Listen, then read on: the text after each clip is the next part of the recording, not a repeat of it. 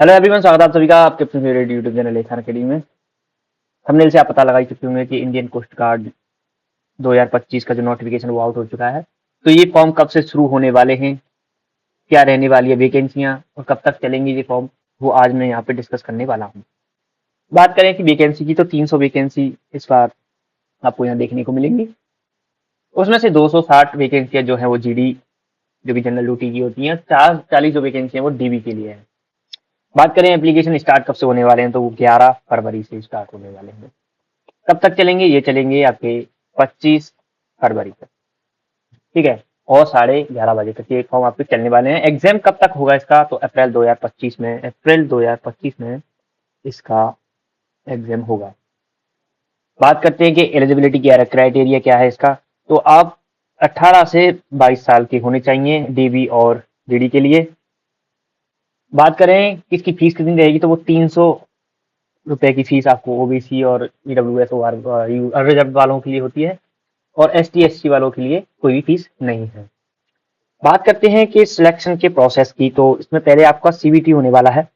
CBT यानी computer based exam होता है। इसमें आपको करना क्या होगा कि पहले जब सीबीटी आप देने जाएंगे तो पहले आपको डीबी देना पड़ेगा वहां पे, यानी कि डॉक्यूमेंट वेरिफिकेशन होगा, फिर बायोमेट्रिक होगा। बायोमेट्रिक के बाद आपका लिया जाएगा रिटन टेस्ट।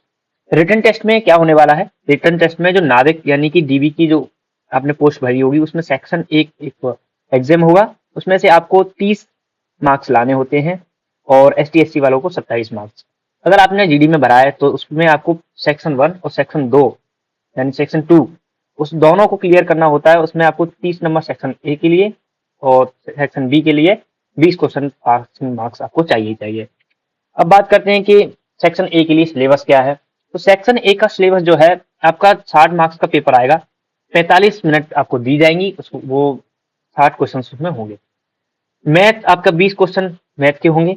मैं इसको बड़ा कर देता हूँ। 20 क्वेश्चन मैथ के होंगे, 20 क्वेश्चन साइंस होगी, और इंग्लिश आपकी 15, रीजनिंग 10 और जीके आपके 5 क्वेश्चन जीके के आने वाले हैं। उसमें से आपको 30 नंबर पासिंग मार्क्स लेके आने हैं और 27 एसटी एससी वालों को।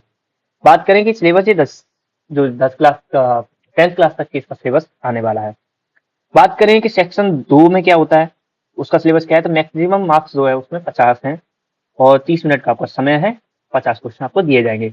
इसमें आप 25 की मैथ और 25 की फिजिक्स आएगी। वो कौन सी है, 12th क्लास की जो फिजिक्स और मैथ है वो आने वाले। इसमें से आपको 20 मार्क्स लाने होते हैं, एसटी एससी वालों को 17।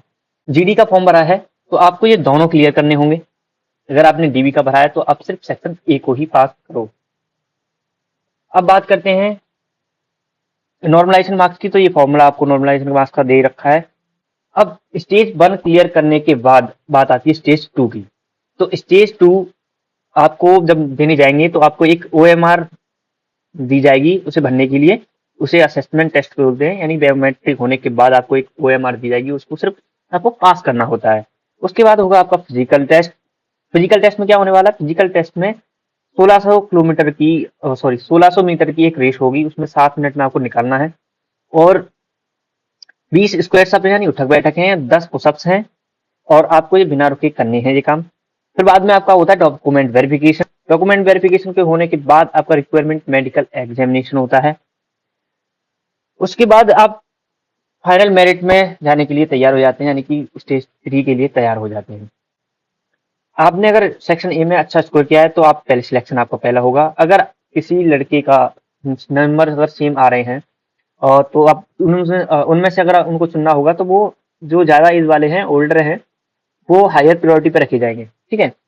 और स्टेज 3 की बात करते हैं। अब स्टेज 3 होगा तो उसमें बेसिक आइडेंटिटी चेकअप्स होंगे जब जाने के बाद, जब आप उसमें जाएंगे चिल्का में, और फिर डॉक्यूमेंट वेरिफिकेशन होगा।